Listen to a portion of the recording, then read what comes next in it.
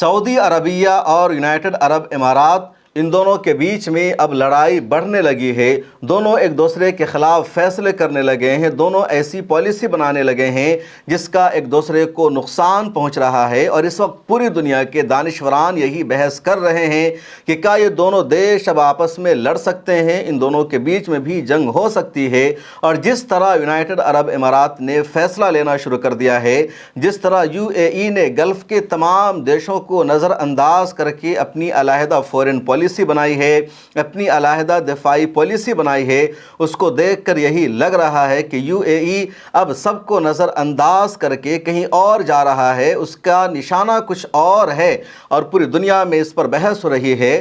Muslim world کے جتنے alliance بنے ہوئے ہیں، جتنے بلاک بنے ہوئے ہیں، ان میں سب سے زیادہ پاورفل، سب سے زیادہ مضبوط GCC کو مانا جاتا تھا، لیکن اب یہ بھی نہیں رہا، یہ بھرم بھی ٹوٹ گیا ہے۔ مسلم ممالک کا سب سے بڑا اتحاد کہا جاتا ہے اسلامی تعاون تنظیم کو، یعنی OIC کو، جس میں 57 مسلم ممالک ہے، اور کبھی یہ کسی مسئلے پر ایک نہیں ہو پاتے ہیں۔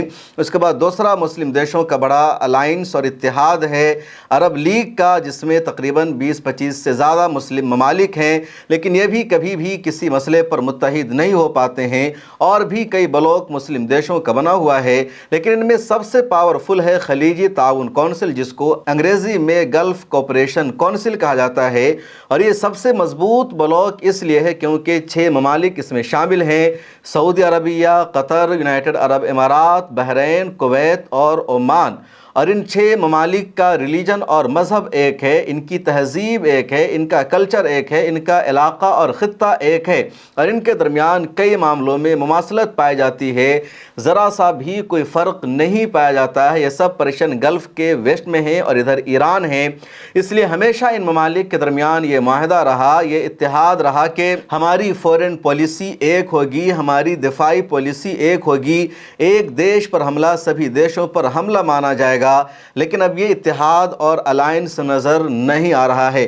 گلف کوپریشن کونسل کا سربراہ ہمیشہ سعودی عربیہ کو مانا گیا، ان 6 دیشوں کی فورن پالیسی ہمیشہ سعودی عرب ہی طے کرتا رہا ہے، ان کی دفاعی پالیسی کیا ہوگی اس کا فیصلہ بھی ہمیشہ سعودی عرب نے ہی کیا۔ لیکن سب سے پہلے اس کے خلاف قطر نے جانے کی ہمت کی۔ قطر نے اپنی فورن پالیسی کو سعودی عرب کے مطابق رکھنے کے بجائے اپنی آزادانہ فورن پالیسی بنائی، کیونکہ قطر الاخوان المسلمین کو سپورٹ کرتا رہا ہے، قطر کے ترکی سے اچھے رشتے رہے ہیں، قطر نے حماس کو ہمیشہ سپورٹ کیا، اور یہ برداشت نہیں تھا سعودی عرب کو، نہ ہی عمان کو، اور نہ ہی UAE یا بحرین جیسے دیشوں کو۔ اس لیے سعودی عرب جیسے ان دیشوں نے پہلے قطر کے خلاف ایکشن لیا، قطر کی ناکہ بندی کی، قطر پر پابندیاں لگا دی، لیکن قطر نہیں جھکا، اور اس کے بعد قطر اور ان تمام دیشوں کے ساتھ تعلقات اچھے ہو جاتے ہیں۔ اب یونائٹڈ عرب امارات نے اپنی فورن پالیسی الگ بنا لی ہے۔ UAE نے سعودی عرب کی فورن پالیسی سے اپنی پالیسی کو آزاد کرنے کی کوشش کی، اور UAE سب سے آگے جا رہا ہے۔ UAE نے اسرائیل کے ساتھ رشتہ بنا لیا، UAE نے اسرائیل کو ایک آزاد اسٹیٹ کے طور پر تسلیم کر لیا، اور یہیں سے UAE اور سعودی عرب کے درمیان اختلاف شروع ہوتا ہے، اور یہ اختلاف اب اتنا زیادہ بڑھ چکا ہے کہ ایران جنگ کے بعد پہلی مرتبہ GCC کی اعلیٰ سطحی میٹنگ طلب ہوتی ہے۔ ہائی لیول میٹنگ میں گلف کے تمام دیشوں کے سربراہ پہنچتے ہیں، اور اس میٹنگ میں یونائٹڈ عرب امارات کے سربراہ نہیں جاتے ہیں، بلکہ وہ اپنے فورن منسٹر کو بھیج دیتے ہیں، اور فیصلہ کیا جاتا ہے کہ OPEC سے الگ ہو جائے گا UAE نے OPEC سے الگ ہونے کا جو فیصلہ کیا ہے، یہ فیصلہ سعودی عرب کو نقصان پہنچانے والا ہے، سعودی عرب کو کمزور کرنے والا ہے۔ امت مسلمہ کا جو بلاک تھا اس کے خلاف یہ فیصلہ مانا جا رہا ہے۔ اس سے پہلے بھی UAE نے ایسے کئی سارے قدم اٹھائے ہیں جس سے سعودی عرب کو نقصان پہنچا ہے، اور اب یہ فیصلہ سب سے اہم مانا جا رہا ہے۔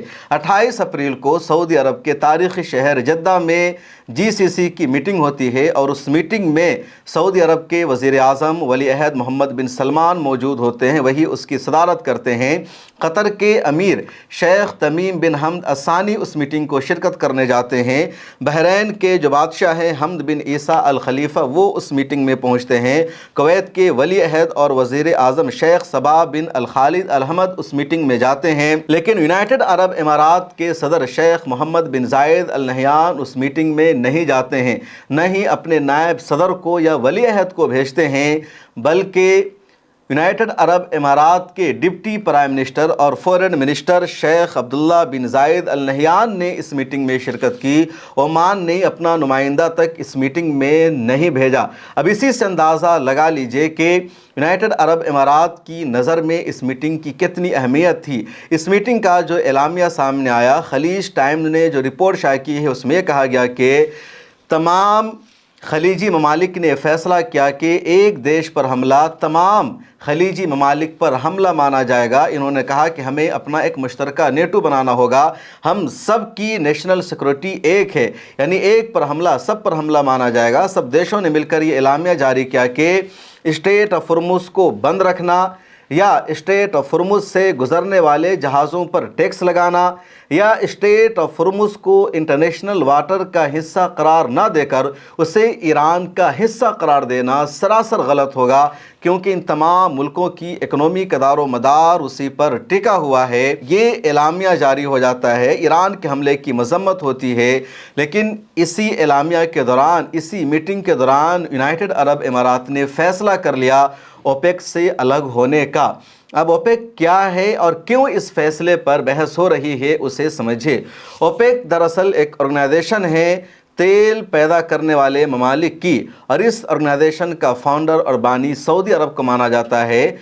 1960 میں اوپیک کو قائم کیا گیا تھا اور اس میں 13 ممالک تھے۔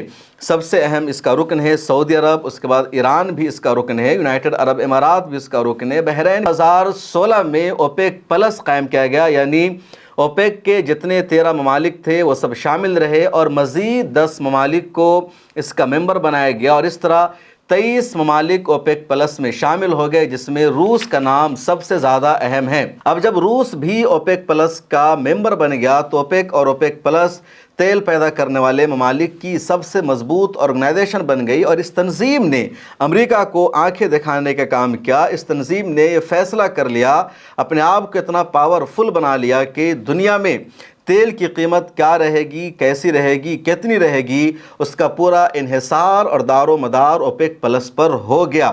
اب یونائٹڈ عرب امارات نے اوپیک پلس سے خود کو الگ کر لیا ہے۔ دنیا میں جو تیل کی کھپت ہے، تیل جو استعمال ہوتا ہے، تو اس کا تقریباً 40 سے 45% حصہ انہی دیشوں میں پیدا ہوتا ہے جو اوپیک پلس کے ارکان ہیں، ممبران ہیں، اور اس میں سب سے زیادہ تیل پیدا کرنے والا دیش سعودی عرب ہے، اس کے بعد ایران ہے، روس ہے اور وینزویلا ہے۔ یونائٹڈ عرب امارات بھی تقریباً 15% تیل پیدا کرتا رہا ہے۔ اب یونائٹڈ عرب امارات نے اوپیک پلس سے خود کو الگ کر لیا۔ اب اس کا مطلب یہ ہو گیا کہ اگر سعودی عرب یا روس یا جو لوگ اوپیک کے ارکان ہیں یہ چاہیں گے کہ تیل کی پیداوار کم ہو اور مارکیٹ میں قیمت بڑھے، تو یونائٹڈ عرب امارات سعودی عرب کے اس فیصلے کو نقصان پہنچا سکتا ہے، یا سعودی عرب جیسے ممالک یہ فیصلہ کریں گے کہ تیل کی پیداوار کم ہونی چاہیے تاکہ عالمی مارکیٹ میں تیل کی قیمت بڑھتی رہے۔ تب یونائٹڈ عرب امارات کا کردار الگ سامنے آئے گا اور وہ سعودی عرب کو یہاں پر چیلنج کر دے گا۔ سعودی عرب یا روس مل کر یہ چاہیں گے کہ تیل کی پیداوار زیادہ ہو، دنیا میں مہنگائی کم ہو۔ اس وقت یونائٹڈ عرب امارات دنیا سے مہنگائی کو کم کرنے میں اپنا رول ادا کرے گا، اور جو امریکہ نہیں چاہے گا یونائٹڈ عرب امارات وہ امریکہ سے منوا لے گا۔ کل ملا کر دیکھا جائے تو یونائٹڈ عرب امارات کے اس فیصلے کا اثر سب سے زیادہ سعودی عرب پر پڑے گا۔ اوپیک کی جو ویلو ہے، اس کی جو امپورٹنس ہے، اس پر اثر پڑے گا اور وہ ختم ہو جائے گی۔ یہی کئی ایکسپرٹ اور تجزیہ نگار مان رہے ہیں، اور یونائٹڈ عرب امارات نے باضابطہ یہ فیصلہ کر لیا ہے 1 مئی سے اوپیک کا ممبر اب یونائٹڈ عرب امارات نہیں رہے گا۔ UAE نے سعودی عرب کے خلاف پہلی مرتبہ کوئی قدم نہیں اٹھایا ہے، بلکہ پچھلے 4-5 سالوں میں دھیرے دھیرے یہ چیز ہوتی گئی ہے۔ اس کی شروعات ہوتی ہے سال 2020 سے۔ سال 2020 میں امریکہ کے صدر تھے ڈونلڈ ٹرمپ جو آج ہیں، اور انہوں نے ابراہم ایگریمنٹ کو لانچ کیا اور بتایا کہ جو عرب ممالک ہے انہیں اسرائیل کو تسلیم کرنا چاہیے اور دونوں کے بیچ میں سفارتی رشتہ بحال ہو جانا چاہیے۔ امریکی صدر نے اس معاہدے کو ابراہم معاہدہ کا نام دیا۔ وجہ یہ بتائی گئی کہ حضرت ابراہیم علیہ السلام کو مسلمان بھی جد امجد مانتے ہیں، نبی مانتے ہیں، عیسائی بھی مانتے ہیں، یہودی بھی مانتے ہیں، تو کیوں نہ حضرت ابراہیم علیہ السلام کے نام پر یہودی، عیسائی اور مسلمان متحد ہو جائیں، ان کے آپس کی جو لڑائی ہے وہ لڑائی ختم ہو جائے۔ اور جیسے ہی امریکہ نے ابراہم ایگریمنٹ کو لانچ کیا، پورا مسودہ سامنے لایا گیا، یونائٹڈ عرب امارات نے فوراً اسرائیل کو ریکگنائز کر لیا، دونوں کے درمیان سفارتی رشتہ بحال ہو گیا۔ تل ابیب میں ابو ظہبی کی ایمبیسی کھل جاتی ہے اور ابو ظہبی میں تل ابیب کی ایمبیسی کھل جاتی ہے۔ ایران جنگ کے دوران تو یونائٹڈ عرب امارات نے باضابطہ اسرائیل کو مدد بھیجی ہے۔ غزہ پٹی میں بھی اپنے جاسوسوں کی ٹیم کو بھیجا۔ یونائٹڈ عرب امارات نے اسرائیل کو سپورٹ کرنے کے لیے، حماس کو نقصان پہنچانے کے لیے۔ یہ پہلا سفر شروع ہوتا ہے یونائٹڈ عرب امارات کا سعودی عرب کی پالیسی کے خلاف۔ سعودی عرب کی پالیسی یہ تھی کہ جب تک امریکہ اور اسرائیل اور عالمی طاقتیں مل کر فلسطین کو ایک آزاد اسٹیٹ کے طور پر ریکگنائز نہیں کر لیتی ہے اور اسرائیل 1967 کی سرحد کے مطابق اندر نہیں جاتا ہے، جو اس کا اللیگل قبضہ ہے ویسٹ بینک پر، یروشلم پر، رام اللہ پر، غزہ پٹی پر، جب تک یہ قبضہ اسرائیل کی طرف سے خالی نہیں کیا جاتا ہے اس وقت تک اسرائیل کو تسلیم کرنے کا کوئی سوال پیدا نہیں ہوتا۔ سعودی عرب کا یہ آفیشیل موقف تھا، لیکن یونائٹڈ عرب امارات نے سعودی عرب کے اس آفیشیل موقف کے خلاف جا کر اسرائیل سے سفارتی رشتہ قائم کر لیا۔ سال 2023 میں سوڈان میں خانہ جنگی شروع ہو جاتی ہے، اور خانہ جنگی شروع ہو جاتی ہے سوڈان کی آرمی میں اور سوڈان کی ریپڈ سپورٹ فورس کے بیچ میں۔ اب سعودی عرب نے، ترکی نے اور تمام مسلم ممالک نے سوڈان کی آرمی کو سپورٹ کیا، کیونکہ سوڈان کی آرمی ہی حق پر تھی۔ ریپڈ سپورٹ فورس نے وہاں کی آرمی کے خلاف غلط قدم اٹھایا تھا، حملہ غلط تھا۔ اب یہاں پر یونائٹڈ عرب امارات سعودی عرب کے خلاف جا کر سوڈان میں ریپڈ سپورٹ فورس کو سپورٹ کرنے لگتا ہے، اس کو ہتھیار بھیجتا ہے، اس کو پیسے سے مدد کرتا ہے، اس کو فوج دیتا ہے، اس کو دفاعی شعبے میں، ٹیکنالوجی کے میدان میں ہر طرح کی مدد دی جاتی ہے، اور پھر سوڈان خانہ جنگی کا شکار ہو جاتا ہے۔ ریپڈ سپورٹ فورس کا حملہ بڑھنے لگتا ہے۔ تازہ ترین رپورٹ یہ ہے کہ خانہ جنگی 4 سالوں سے سوڈان میں جاری ہے، اور اس کی وجہ سے 13 ملین سے زیادہ سوڈانی عوام بے گھر ہو چکی ہے۔ یونائٹڈ عرب امارات کا انٹرسٹ یہ تھا کہ اگر ریپڈ سپورٹ فورس کی سرکار بن جائے گی، سوڈان میں اس کا کنٹرول آ جائے گا، تو سوڈان میں جو سونا پایا جاتا ہے اس سونے پر کنٹرول یو اے ای کا ہوگا۔ یو اے ای سونے کے کان تک ایکسس حاصل کر لے گا، یو اے ای کی اکنومی میں اور اضافہ ہو جائے گا، سونے کا کاروبار کرنا یونائٹڈ عرب امارات کے لیے اور ایزی ہو جائے گا۔ یہ ایجنڈا تھا یو اے ای کا، اور یو اے ای سوڈان میں آر ایس ایف کو سپورٹ کر رہا تھا، اسرائیل سے مدد لے کر، اسرائیل سے ٹیکنالوجی لے کر، اسرائیل سے ہر طرح کی مدد لے کر۔ سعودی عرب کو اندازہ تھا کہ یونائٹڈ عرب امارات ہی سپورٹ کر رہا ہے، اس لیے بھی یو اے ای اور سعودی عرب میں اختلافات بڑھنے لگے۔ لیکن پوری سچائی اس وقت سامنے آئی جب اسکائی نیوز نے ایک اسٹنگ آپریشن کیا۔ سچائی سامنے آئی کہ کس طرح U A E R S F کو سوڈان میں سپورٹ کر رہا ہے، اور اس کے بعد عوام نے یو اے ای کو گالی دینا شروع کیا۔ سوڈان کے لوگوں نے یونائٹڈ عرب امارات پر لعن طعن کرنا شروع کیا۔ کئی ساری ویڈیو سوڈان کی آئی جس میں دیکھا گیا کہ سوڈانی قوم یو اے ای کے شیخ کو، یہاں کے ذمہ داروں کو بد دعا دے رہی ہے کہ ان کی وجہ سے، ان کے سپورٹ کی وجہ سے سوڈان میں جنوسائیڈ ہو رہا ہے، قتل عام ہو رہا ہے۔ اسکائی نیوز نے اپنے انٹرویو میں، اپنے اسٹنگ آپریشن میں باضابطہ بتایا کہ کس طرح آر ایس ایف کے سربراہوں نے، ذمہ داروں نے اعتراف کیا کہ ان کے پیچھے یونائٹڈ عرب امارات کا ہاتھ ہے۔ ایک معاملہ اسی سال یعنی سال 2026 کے پہلے مہینے میں پیش آیا۔ دسمبر 2025 سے وہ سلسلہ شروع ہوا اور جنوری 2026 تک جاری رہا۔ یمن میں حوثیوں کے خلاف سعودی عرب، یو اے ای سب مل کر جنگ لڑ رہے تھے، اور یہ جنگ تقریباً 10 سالوں تک جاری رہی۔ اس کے بعد سعودی عرب اور ایران کے درمیان معاہدہ ہو جاتا ہے۔ سعودی عرب نے طے کر لیا کہ عرب ممالک کی فوج اب یمن پر حملہ نہیں کرے گی، حوثیوں کے ساتھ ان کی جنگ جاری نہیں رہے گی۔ جب گلف کوآپریشن کونسل نے یمن کے حوثیوں کے ساتھ یہ معاہدہ کر لیا، سعودی सऊदी अरब और GCC ने यह भी फैसला कर लिया कि वो हौसियों को यमन की हुकूमत के तौर पर तस्लीम नहीं करेंगे, बल्कि जो मुश्तरका हुकूमत है, अदन पर जिनका कंट्रोल है, उनकी हुकूमत को माना जाएगा।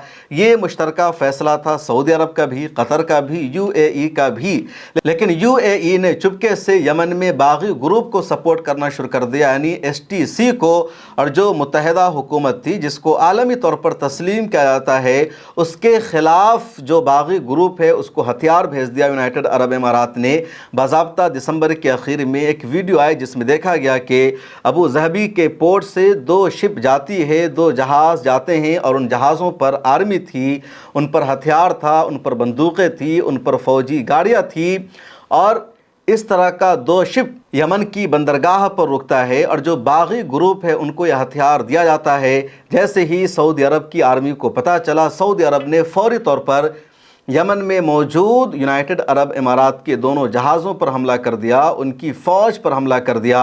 और उसके बाद यूनाइटेड अरब अमारात ने अपनी गलती को तस्लीम किया और कहा कि यमन में UAE की जो फ़ौज है उसको वापस बुलाया जाएगा। UAE की तरफ से भी कहा गया कि सऊदी अरब को गलत फहमी हुई है, हमने इमदाद भेजी है, हमने कोई हथियार नहीं भेजा था। लेकिन सऊदी अरब ने बाज़ाब्ता एतराफ़ किया। सऊदी अरब ने बाज़ाब्ता अपनी नेशनल सिक्योरिटी की मीटिंग बुला ली थी, काबीना का इजलास तलब कर लिया गया था। शाह सलमान ने खुद उस इजलास की सदारत की थी, क्योंकि सबसे बड़ा मामला था सऊदी अरब के बाजू में यमन में सऊदी अरब के ख़िलाफ़ जो बागियों का ग्रुप है उसको यूनाइटेड अरब अमारात ने हथियार भेज दिया था। और उसके बाद ही यूनाइटेड अरब अमारात ने यहाँ पर अपने कदम को पीछे हटाया, लेकिन मुकम्मल तौर पर UAE पीछे नहीं हटता है। अब जब जंग शुरू हो जाती है ईरान और अमेरिका के बीच में या ईरान और इसराइल के बीच में, तो इस जंग के दौरान भी जो यूनाइटेड अरब अमारात का रवैया था वो लगातार इसराइल को सपोर्ट करने वाला था, अमेरिका के फेवर में था। उधर सऊदी अरब ने पाकिस्तान के साथ अपने रिश्ते को बेहतर बना लिया।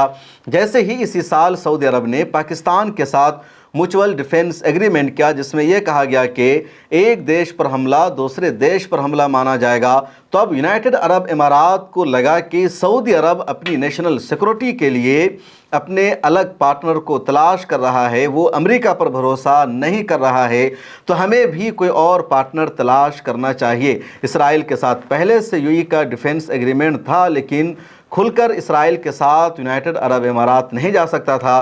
चुनांचे UAE ने पहले इंडिया के साथ इस तरह का अलायंस करने की कोशिश की, लेकिन इंडिया और सऊदी अरब के बीच में रिश्ते अच्छे हैं, इसलिए इंडिया की तरफ से यूनाइटेड अरब अमारात को कोई ख़ास रिस्पॉन्स नहीं मिल सका। उसके बाद यूनाइटेड अरब अमारात ने कुछ और देशों के साथ माहदा करने की कोशिश की, कामयाबी नहीं मिल सकी। फिर UAE को लगा कि इसराइल के साथ ही हमें रिश्ता बढ़ाना चाहिए, इसराइल के साथ ही दोस्ती करनी चाहिए। और धीरे धीरे यूनाइटेड अरब अमारात में एक माहौल बनाया गया कि UAE के लिए अच्छा यही है कि वो इसराइल के साथ डिफेंस एग्रीमेंट करे, उसकी फ़ौज पर भरोसा रखे, क्योंकि UAE को अगर कोई बचा सकता है तो वो इसराइल ही बचा सकता है। जब ईरान ने यूनाइटेड अरब अमारात पर सबसे ज़्यादा हमला किया, तो इस दौरान चुपके से यूनाइटेड अरब अमारात ने इसराइल की फ़ौज को अपने यहाँ बुला लिया, आयरन डोम को अपने यहाँ लगाकर आयरन डोम को इसराइल से UAE ने अपने यहाँ मंगा लिया। और यूनाइटेड अरब अमारात के सहाफ़ियों ने, वहाँ के दानिशवरान ने लगातार इसराइल की तारीफ़ की। कतर के जर्नलिस्ट और वहाँ के दानिशवरान इसराइल के ख़िलाफ़ थे, अमेरिका के ख़िलाफ़ थे, उस पर भरोसा करने के ख़िलाफ़ थे। सऊदी अरब के भी सहाफ़ियों ने और दानिशवरान ने कहा कि हमें अमेरिका पर अब भरोसा नहीं करना चाहिए, हमारे यहाँ जो अमरीकी फ़ौजी अड्डे हैं उसका मकसद इसराइल को प्रोटेक्शन देना, उसकी हिफाजत करना है। लेकिन इन तमाम देशों के दानिशवरान के नज़रिया और आइडियोलॉजी से अलग हटकर यूनाइटेड अरब अमारात के लोग इसराइल की तारीफ़ करते रहे। और इसी बीच इसराइल की फ़ौज यूनाइटेड अरब अमारात में पहुंच जाती है, इसराइल का हथियार यूनाइटेड अरब अमारात में पहुंच जाता है। और रिपोर्ट ये है कि इंटरनली सऊदी अरब की तरफ से यूनाइटेड अरब अमारात के इस फैसले की तनकीद की गई। सऊदी अरब ने यूनाइटेड अरब अमारात से कहा कि इसराइल की फ़ौज क्यों बुलाई गई, इसराइल का आयरन डोम क्यों लाया गया। यूनाइटेड अरब अमारात की तरफ से जवाब दिया गया कि ہم اپنی فورن پالیسی کو آزاد رکھنا چاہتے ہیں، ہم اپنے دفاع کا انتظام خود کرنا چاہتے ہیں، ہم نے آپ پر بھروسہ کیا، ہمیں لگا کہ اگر ہم پر حملہ ہوگا تو سعودی عرب ہمیں بچائے گا۔ ایران نے اس جنگ میں امریکہ پر حملہ کرنے کے بجائے ہم پر حملہ کیا ہے، دبئی کو نشانہ بنایا گیا، ابو ظہبی کو نشانہ بنایا گیا، راس الخیمہ کو نشانہ بنایا گیا۔ ریئل اسٹیٹ میں دبئی اور UAE پوری دنیا میں نمبر 1 جا رہا تھا، اب اس کا نقصان ہو چکا ہے۔ ٹورزم کے سیکٹر میں اس کا نقصان ہو چکا ہے، لوگ دبئی اب جانا نہیں چاہتے۔ برج العرب جو پوری دنیا کا سب سے مہنگا اور لگژری ہوٹل تھا، اس کو 18 مہینے کے لیے دبئی نے بند کر دیا ہے۔ دبئی کے کئی بڑے بڑے ٹاورز تھے، اس کو بند کرنا پڑا ہے۔ کئی آفس نے اپنا آپریشن بند کر دیا ہے، جتنے باہر کے لوگ تھے وہاں سے جا چکے ہیں۔ دبئی اکنومی کے میدان میں پوری دنیا کا ہب اور سینٹر بن چکا تھا۔ اگر آپ کو انڈیا سے واشنگٹن جانا ہو، یا کسی کو واشنگٹن سے ساؤتھ افریقہ جانا ہو، کسی کو ملیشیا سے سعودی عرب جانا ہو، ہر ایک کا سینٹر بن چکا تھا ابو ظہبی اور دبئی۔ اس ملک سے فلائٹ پہلے ابو ظہبی یا دبئی جاتی، پھر دبئی سے اس ملک کے لیے فلائٹ جاتی، تو یہ اس کا مقام بن چکا تھا۔ اور پچھلے 10 سالوں میں دبئی نے پوری دنیا کی توجہ اپنی جانب مبذول کر لی تھی۔ ایران جنگ کے دوران دبئی کے اسٹیٹس کو نقصان پہنچا، اس کی شبیہ کو نقصان پہنچا، اور اسی لیے دبئی کو لگا کہ بھار میں جائے مذہب، بھار میں جائے ہمارا کلچر، ہمارا آپسی اتحاد، ہمیں اپنے آپ کو بچانا ہے اور اس کے لیے اسرائیل پر ہی بھروسہ کرنا چاہیے۔ اب سعودی عرب نے ناراضگی جتائی تو UAE نے فیصلہ کر لیا، ہم تمہیں بھی نقصان پہنچائیں گے، اگر تم ہماری بھلائی نہیں چاہتے، ہمیں نقصان پہنچانے والے فیصلے کر رہے ہو۔ ایک اور انٹرنل رپورٹ آئی ہے کہ یونائٹڈ عرب امارات نے سعودی عرب پر اور گلف کے دوسرے دیشوں پر مستقل یہ پریشر بنایا کہ یہاں سے بھی ایران پر حملہ ہو جانا چاہیے، ایران کے حملوں کا جواب دینا چاہیے۔ کب تک ہم صرف ایران کے حملوں کو روکتے رہیں اور ہم اپنے لانچر کا استعمال کرتے رہیں؟ لیکن سعودی عرب نے تمام گلف کے دیشوں کو سمجھایا کہ ہمیں جوابی حملہ نہیں کرنا چاہیے، اگر ہم جوابی حملہ کریں گے تو امریکہ اور اسرائیل کی جو سازش ہے، جو ٹریپ ہے، ہم اس کے شکار ہو جائیں گے، اس میں پھنس جائیں گے، اس لیے ہمیں جوابی حملہ نہیں کرنا ہے۔ قطر اور سعودی عرب کی یہی رائے تھی اور UAE اس رائے کے خلاف تھا۔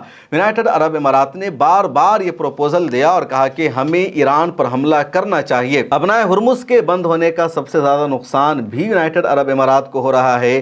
سعودی عرب کے پاس آپشن ہے ریڈ سی کے ذریعے اپنے جہازوں کو بھیجنے کا، عمان کے پاس بھی آپشن ہے، لیکن UAE کے پاس کوئی آپشن نہیں ہے۔ UAE اور ایران کی سرحدیں بالکل نزدیک میں ہیں۔ قطر کا بھی نقصان ہے، لیکن قطر نقصان کو لمبے عرصے تک جھیل سکتا ہے۔ اب یہ سارے حالات بنے جس کے بعد یونائٹڈ عرب امارات نے اوپیک سے الگ ہونے کا فیصلہ کر لیا، اور اب یہ فیصلہ نقصان پہنچانے والا ہے سعودی عربیہ کو، گلف کے دوسرے دیشوں کو۔ اب دیکھنا یہ ہے کہ اگلے دنوں میں یونائٹڈ عرب امارات اور سعودی عرب کے درمیان یہ جو اختلافات ختم ہو کر اتحاد میں تبدیل ہو پاتے ہیں، دونوں کی فورن پالیسی اور دفاعی پالیسی ایک ہو پاتی ہے، یا پھر ان کے بیچ کا اختلاف جاری رہے گا۔ گلف کوآپریشن کونسل کی طرف سے لگاتار کوششیں کی جا رہی تھی خود کو آپس میں متحد رکھنے کی، جوڑنے کی، اور اسی ایجنڈا کے تحت ریلوے کا ایک نیٹ ورک بن رہا ہے جو تمام گلف کے دیشوں میں جائے گا۔ اس کے علاوہ پچھلے 2 سال سے یہ خبریں سامنے آ رہی ہے، گلف کے دیشوں میں جو انڈینز بزنس مین جو کاروبار کرتے ہیں، لگاتار آ کر وہ یہ بتاتے ہیں کہ جس طرح یورپین یونین کے درمیان ایک مشترکہ کامن ویزا ہے، اسی طرح کا ایک ویزا گلف کوآپریشن کونسل کی طرف سے بھی جاری کیا جائے گا کہ اگر آپ کو ایک ملک کا ویزا مل گیا تو اس کے ویزا کے بہاف پر آپ گلف کے تمام دیشوں میں جا سکتے ہیں۔ یورپین یونین کا قانون یہ ہے کہ اگر آپ کو جرمنی کا ویزا مل گیا تو اس ویزا کے بہاف پر آپ فرانس بھی جا سکتے ہیں، اٹلی بھی جا سکتے ہیں، سوئٹزرلینڈ بھی جا سکتے ہیں، یعنی گلف کے تمام دیشوں میں جا سکتے ہیں، الگ سے ویزا لینے کی ضرورت نہیں ہے۔ لیکن گلف کا معاملہ یہ ہے کہ سعودی عرب، بحرین، قطر، عمان، UAE کلچر ایک، تہذیب ایک، اور سبھی ایک ہی خطہ سے تعلق رکھتے ہیں، یہ سب عرب کا ہی حصہ ہے، سب جزیرۃ العرب سے ہی تعلق رکھتے ہیں۔ برٹش امپائر نے ان علاقوں کو آزاد کرنے کے بعد یہاں کے مختلف قبائلوں کو الگ الگ علاقہ دے دیا، ان کی الگ الگ حکومتیں بنا دی اور کہا کہ یہاں پر تم اپنی حکومت بنا لو، یہاں پر تم اپنی حکومت بنا لو، ورنہ ضابطہ کے اعتبار سے پورا علاقہ ایک ہی ملک ہونا چاہیے۔ خلافت عثمانیہ میں پورا علاقہ जज़ीरतुल अरब कहलाता था या हिजाज़ कहलाता था। खिलाफत उस्मानिया के ख़ात्मा के बाद ये पूरा इलाक़ा अलग अलग मुल्क बन गया और छोटा सा इलाक़ा एक मुल्क में तब्दील हो जाता है, और ब्रिटिश एम्पायर ने उन सब को एक आज़ाद स्टेट के तौर पर रिकग्नाइज़ कर लिया। तो होना यही चाहिए था कि इन सब की फ़ॉरेन पॉलिसी एक होती और अब तक एक थी, इन सब की दिफाई पॉलिसी एक होनी चाहिए और अब तक एक थी।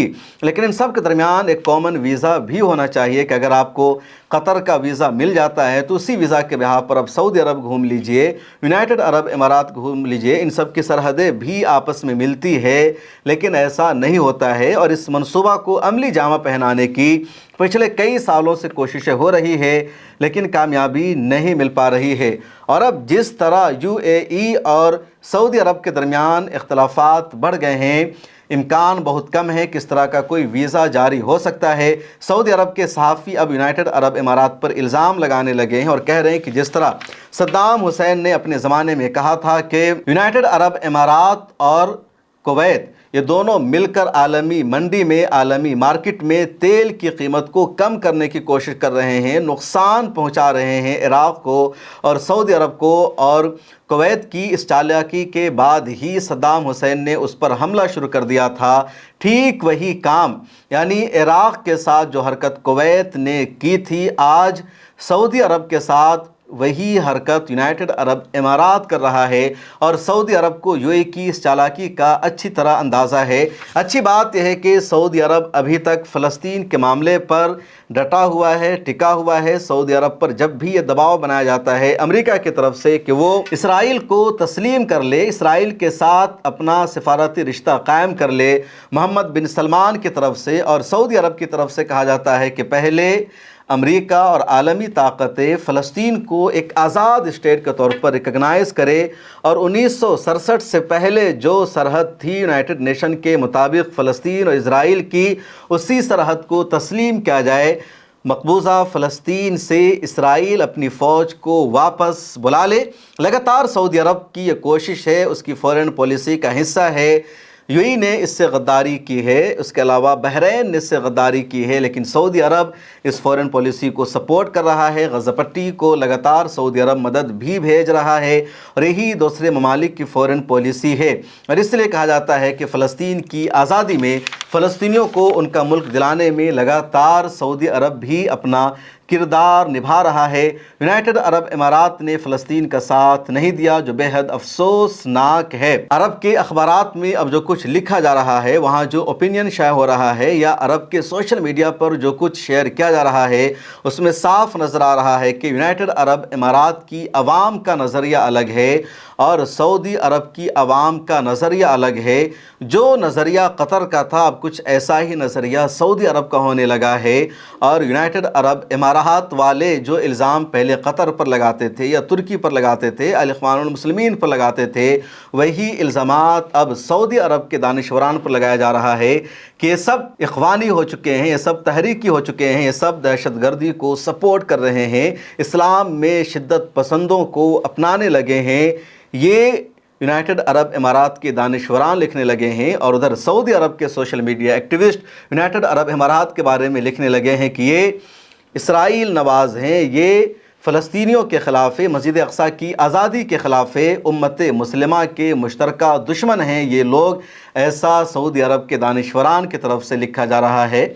आपकी क्या राय है? किसका नज़रिया सही है, किसकी फ़ॉरेन पॉलिसी सही है? कमेंट सेक्शन में लिखे। मिला टाइम्स की मेंबरशिप अगर आपने अभी तक नहीं ले रखी है तो ले लीजिए। मिलते हैं अगली वीडियो में। अल्लाह।